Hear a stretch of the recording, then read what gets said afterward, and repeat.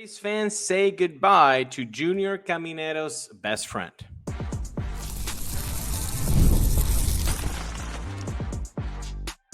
You are Locked On Rays, your daily Tampa Bay Rays podcast. Part of the Locked On Podcast Network, your team every day. Welcome into the Locked On Rays podcast. Locked On Rays is part of the Locked On Podcast Network, now the #1 sports podcast network, your team every day. And we are Kevin and Ulises. And we are lifelong Rays fans who have been podcasting about the Tampa Bay Rays since 2019. Later on today's show, the Rays weren't so confident that some Rule 5 eligible prospects wouldn't be poached. In a few minutes, the Rays made additions to their bullpen, hoping someone sticks around. But to start, the Rays have made some major changes to their outfield in a couple moves. And we're going to talk about all of that thanks to FanDuel. Right now, new customers can bet just $5. And if your bet wins, you'll get $300 in bonus bets to use across the app. Download the FanDuel app today. Well, the Rays have cleared up their outfield, Kevin, in what a way.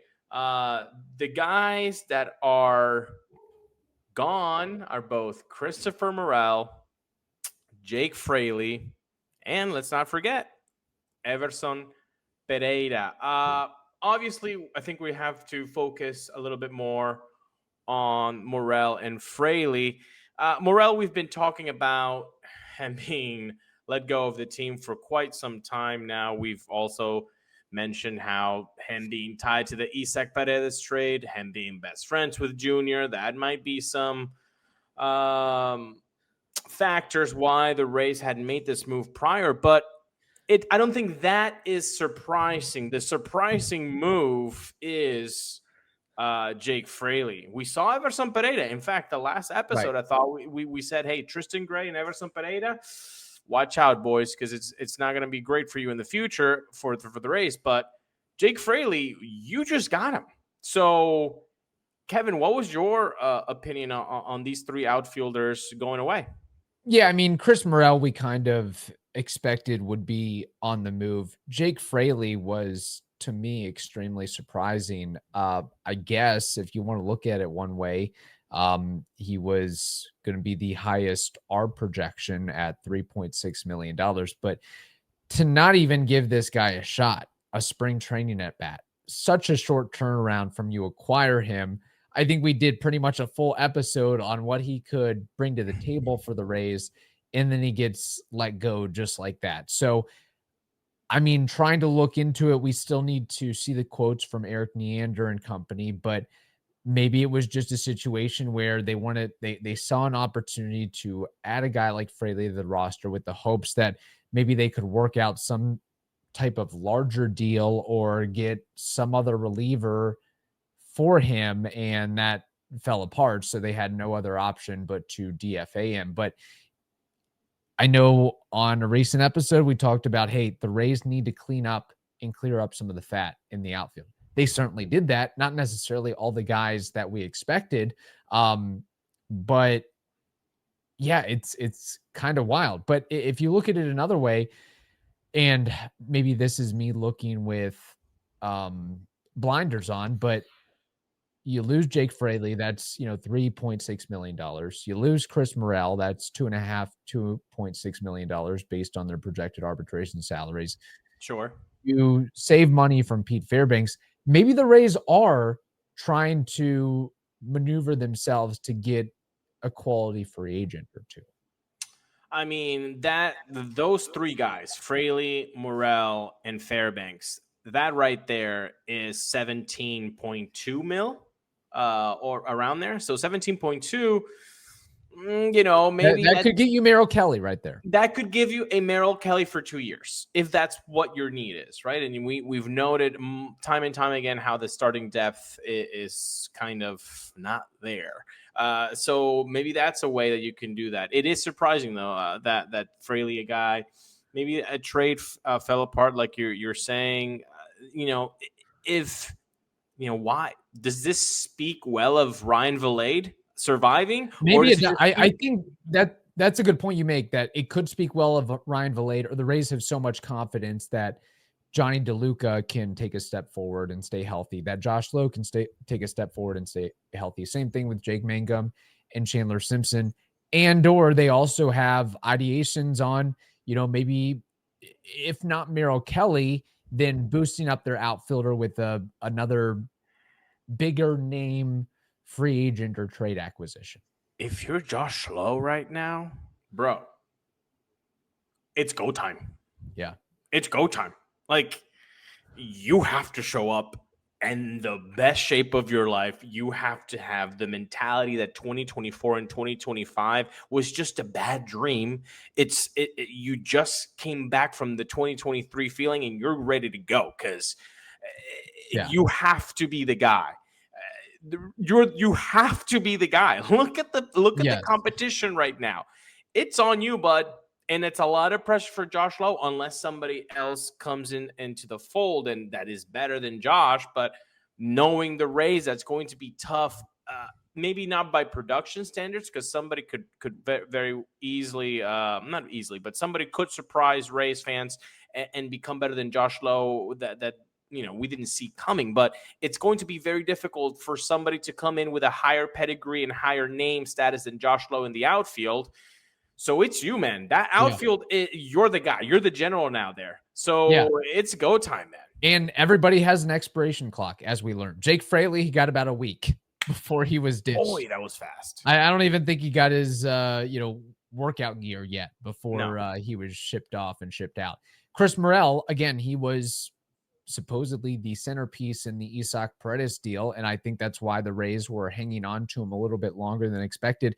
And even with a guy that, hey, he has amazing power and amazing speed, it's a great combination, but you have to be able to put it all together. If you're striking out at an untenable rate, or your oblique keeps getting injured, like in Josh Lowe's case, and you're not living up to expectations, they're going to move on and away from you. So this is notice time for Josh Lowe. I mean, the fact that the Rays don't pick up Pete Fairbanks' option, shows that they will not, it does not matter how popular you are with the fan base. If they feel like they can move in a different direction to be a better team overall, they will make that decision. So it really is Josh Lowe's time to shine in 2026. So I want to hear from people, down in the YouTube comments. Were you surprised about the Christopher Morel, Jake Fraley, and Everson Pereira goodbye? Yeah, if we're doing a podium, I would say I was most surprised by Jake Fraley. I was next most surprised by, I guess, Chris Morel, because I thought, it seemed like, well, they've held on to him this long. Maybe they are going to give him another shot. And then thirdly, Everson Pereira. But exactly, because we mentioned again Morel and Tristan Gray, like, hey, they're on the chopping block, so not that surprised. But you know what? Everson Pereira is playing Winter League baseball in Venezuela, so buddy, that's your time to shine now. That's your platform. Yes. Put up some numbers, put up some stats, and you did get that guy from the Yankees, for Jose Caballero. So it's just odd all around, because you could say, so that's two losing trades that we're knocking on this segment with Paredes and Caballero. You're not going to win every trade, but boy, it's just not looking great. But what is looking great is the fact that the Rays did, in fact, pick up quite a few arms, Kevin, that could bolster the bullpen. The NBA is back, and there's no better place to get in on the action than FanDuel, the official sports betting partner of the NBA. Even if you missed the start of the game or you want to ride the hot hand, FanDuel has live bets on everything from who will score next to fourth quarter comebacks. And you know what? You can always use them as green Skittles on FanDuel. That's always a lot of fun. And right now, FanDuel is giving new customers $300 in bonus bets when your first $5 bet wins. You heard that right. $300 in bonus bets to new customers when your first $5 bet wins. So head to FanDuel.com right now to sign up and play your game with FanDuel, the official sports betting partner of the NBA. Thank you for joining us at Locked On Rays, part of the Locked On Podcast Network, your team every day, and now the #1 podcast network in all of the land. Guess what? The Rays bolstered their bullpen with newly acquired Luis Guerrero, and they added a couple guys from the White Sox too. Yoendry Gomez and Steven Wilson. Kevin. Now, these guys, as we are recording right now on the evening of Tuesday, November 18th. Yes, this literally just broke. So FYI, we don't have all the details and information yet. All we have are the tweets from Mark Topkin, a day late and $1 short, evidently. Yeah, so right now they're not added to the 40-man. I believe Guerrero doesn't have to be added to the 40-man. So could they be picked on the Rule 5 draft? Probably. We'll see. We'll get more information on that, but definitely Guerrero doesn't have to be added to the 40-man. These three guys have shown some MLB playability. So I do want to give you guys some stats here. Guerrero from the Red Sox in that trade for Tristan Gray in 2025. He didn't have a horrible season. A 4.15 ERA with a 1.33 WHIP in 17 innings. Not a lot, you can say, when the sample size is that small, but he is a guy who has a fastball slider in his mix. He has struggled plenty with walks. He has options. So I think it's just another guy that you can put in the mix for the Rays and hopefully get some usage out of him. Yoendry Gomez from Venezuela, so Venezuelan bump, obvi. My God, name a pitch this guy can throw. He's got a four-seam, he's got a sinker, he's got a sweeper, he's got a cutter, he's got a changeup, he's got everything. He's got even a slider at 1%. The guy you name a pitch and he can throw it. Yeah. I bet if you tell him to throw a knuckleball, he'll say, yeah, with my left hand. But can he get batters out? And that was the trouble in 2025. That was a trouble because in 62 2/3, he had a 5.17 ERA, not so good, and a 1.39 WHIP. But, again, the stuff is there. Hopefully, again, Rays magic. They're trying something out. And last but not least, Steven Wilson. Again, from the White Sox, just like Yoendry Gomez, he does have a little bit more success in 2025 in 59 games. That's 55 1/3 innings. He had a 1.30 WHIP with a 3.42 ERA. He's a guy that has basically fastball and sweeper as his main pitches. He's got also a changeup and a cutter. He is great at barrel percentage at 89th percentile, and he doesn't get hit hard at all at 82nd percentile.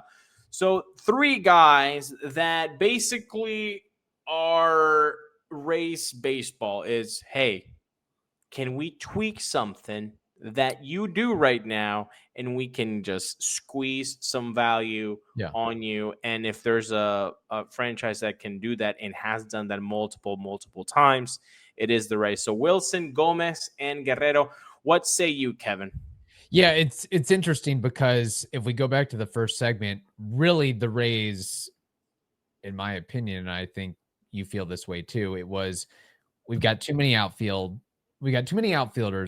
We can't utilize all these outfielders. We got to get rid of some of these outfielders. We can always use bullpen help. We can always try to find a diamond in the rough in the bullpen. So let's subtract outfielders and add bullpen arms. That's essentially what they're doing here. And all three of these guys have intriguing traits one way or the other. I mean, I would say if we're just looking at recency bias and the guy who was most productive of late, that would be Steven Wilson. That doesn't necessarily mean that he's going to be the best of the bunch, but I think it's the Rays more or less taking lottery tickets and trying to see if Kyle Snyder and company can work the magic to try to untap something in these guys so they can be a quality arm for 2026 and maybe beyond. Because if you're being honest, you probably had never heard of these guys, don't know Right. who these guys are, but they could become something. And clearly there's something the Rays like about each of these three individuals that would make them go out and target them. Now, selfishly, I think that they look at these guys and, hey, they're cheap bullpen arms. So, hey, might as well give them a shot, see what they can do. It adds some competition to the bullpen. I will tell you that I like, while Steven Wilson had better numbers in 2025 than Luis Guerrero, I do like the fact that Guerrero has that fastball slider combination. And I think the only thing that really needs to be fixed is, hey, don't walk as many guys. Work on your command a little bit. But the fact that he's been there, done that in the AL East and has familiarity with how that division goes about things, I think gives him a little bit of an edge, an advantage. But I'm looking forward to seeing what all three of these guys can do in spring training and hopefully, find a role, fill a void. We don't have Pete Fairbanks anymore. We don't know the status of some other relievers, and the bullpen is always going to be volatile and fluid, and you got to be on the lookout for these types of guys that you identify and hopefully can pop off, even if not for a full season, just a couple months. And that's what they're looking to do right here. And well, I really don't blame him at the end of the day. I mean, I know it was surprising about Jake Fraley in particular, and maybe some of the other outfielders, but they see somebody or multiple somebodies that they feel that they can quote unquote fix or make an impact in 2026, and they're going to go for it. And again, they're, just to reiterate, they're cheap arms. I think that's the big thing. Like, the Rays are saving money like crazy right now. 100%, because all of these guys have a very common denominator.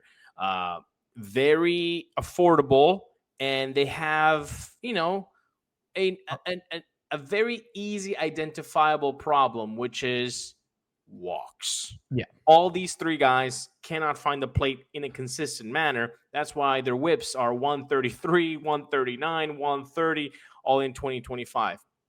That's all of them. So, and they all have differing levels of major league experience. They've all been there, done that, and understand in their own particular what it takes to compete at that level. Yes. Yeah. So, I mean, look, if one sticks, that's great. I mean, they did trade Eric Orsi to the Minnesota Twins and got back Jacob Kisting. So when you say, well, they are just moving around pieces in the bullpen because it's so volatile, that in itself just tells you, yeah, that's exactly what happened. Because Eric Orsi, he's a guy that, had success with the Rays, at least, most of the time. But we really didn't get to see him that often, even though people were asking about him. Hey, where the heck is he? So I'm okay with these moves. I think for Tanner Murray and Everson Pereira, that did get traded for them in these arms, in Wilson and Gomez, it's fine. Bolster the bullpen. You need some arms. You need some options. They don't go into the 40-man roster protected. So it'll be really interesting if we see them in spring training and see what they can do. If the walks are an issue, we know that the Rays mentality is throw it down the middle. You have the stuff. You have the movement on your pitches. Let them do their thing. Yeah. Aim middle. Let the pitch do its thing.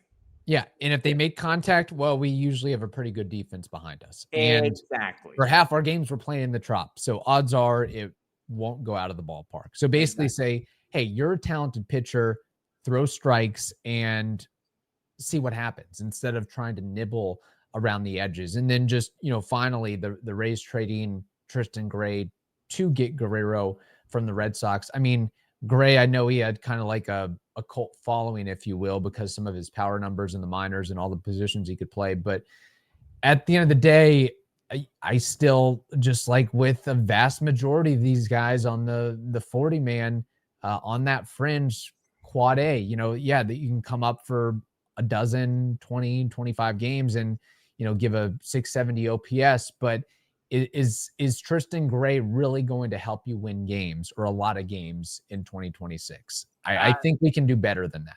And that's maybe what the Red Sox fans are asking themselves right now. Why are we giving up on Guerrero and getting Tristan Gray? But you know what? The 6 p.m. deadline came and went, and the Rays did exactly like the Rays tend to do, and that surprised us.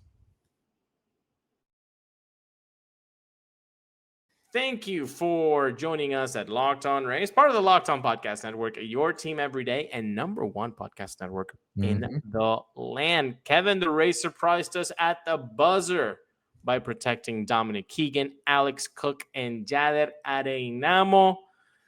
Kevin, we had said the rules about the 40-man protection, how unless you're a reliever, it really is very difficult to protect guys when honestly the other team has to keep them for the duration of the next season, or else if they don't, they have to offer it back to their original team for $50,000. Then they go and protect Dominic Keegan, Alex Cook, and Jader Areinamo.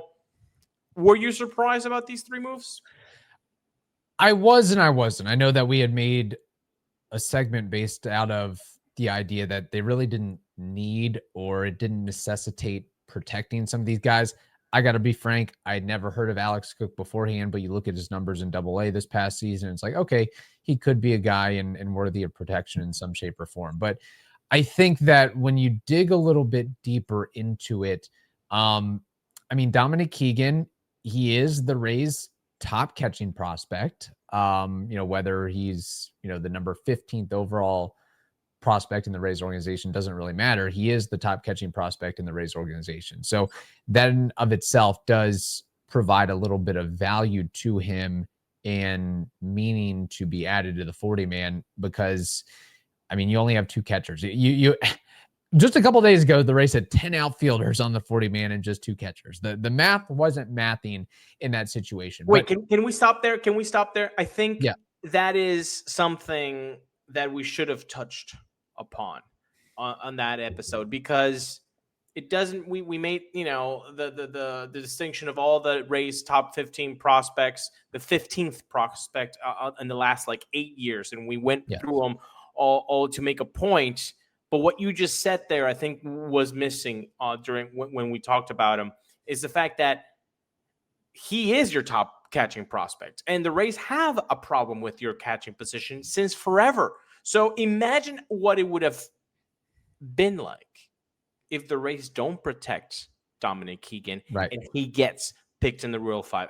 That would have sent waves through the fan base saying, what are you doing? Why are you not? So just by that fact alone, just rethinking the whole argument, you had to protect him. Yeah. And as far as, Jader Areinamo and Alex Cook, it is what it is. But I think that the key one was Dominic Keegan for all intents and purposes. But when you look a little bit deeper at it, look, at the end of the day, the odds are that Keegan, Areinamo, and Cook will not be great major leaguers. They might be fringe guys. They could be quad A players. Like so many of these guys that are added at the last minute to protect them from the Rule 5 draft. But I will say that something that we didn't really consider on that episode was the idea that you might have teams out there like, I don't know, the White Sox or the Rockies or the Nationals, where they're not going anywhere. They don't have any ideation of going anywhere in 2026. So if there's a guy who has the chance of popping off, that could be a developmental project, that, could be a guy that you can kind of hold on for a couple years in the hopes of becoming something, that's really who you're protecting Keegan and Cook and Areinamo for, is those teams that, they might just stash them away on the 26-man because they don't care if they win games or not. Not that they don't care, but they know that they're not winning games. They know that they're not going to be a winning team. But if they think that this guy can become something in the future, they'll add him and stash him away. And the other factor in this that we're not always privy to is that you don't know inside baseball circles. And, Mark Topkin doesn't get every trade rumor out there. Jeff Passan doesn't get every trade rumor out there. You don't know which teams are out there bringing scouts to look at Dominic Keegan or Alex Cook and inquiring about those guys. God knows how many calls that Neander has fielded over the last couple months about those guys. And that might lend you to think that, okay, some of these other teams like him a little bit more than we do right now. Or maybe they see something in him that we see. He's just not 100% there yet. So we might as well go ahead and protect him. Exactly. I mean, it just we can only do so much with Baseball Savant, Fangraphs, Baseball Ref, MILB.com. They have the phone calls, man. They have the logs. They know which scouts are attending these games. And to your point, yeah, if the Rockies know they're going to win 58 games next year, well, if they see something in Dominic Keegan and they don't care about the fact that maybe he's not fully cooked yet, well, you know what? Yeah. Cook while you're here and hitting 15 bombs for us. Yeah, they might think Brian Keegan is the next Brian McCann, or that they can extract some future trade value from him. And guess what? If he does well for 2-3 seasons, and they trade him away to get some other pieces, like that's the point. But again, just to put a bow on it, a very exciting last 30 minutes of the deadline for us. Peek behind the curtain. We had a whole other show prepared for you guys, and then the Rays decided to change that up, which it made us think fast. So thank you, Eric Neander and company. But guess what? We have a mailbag show for Thursday and a fun Friday show this week. Yeah. By the way, just looking at a Topkin tweet here, say that 5 times fast. The Rays moves today involved 14 players. Jeez. That just shows you the flurry. And what's crazy is like a lot of them, I mean, it's not major names that we're talking about. This is, surface level stuff. It's not like Brandon Lau was traded. Yandy Diaz was traded. No. Oh my gosh, Junior Caminero is involved here. It is, at the margins that we're talking about. Some guys that you're more familiar with than others, but ultimately a lot of movement in a short period of time at the Rule 5 edition deadline, so to speak. So on that note, we hope you all have a wonderful day. Stay safe, and we will talk to you later.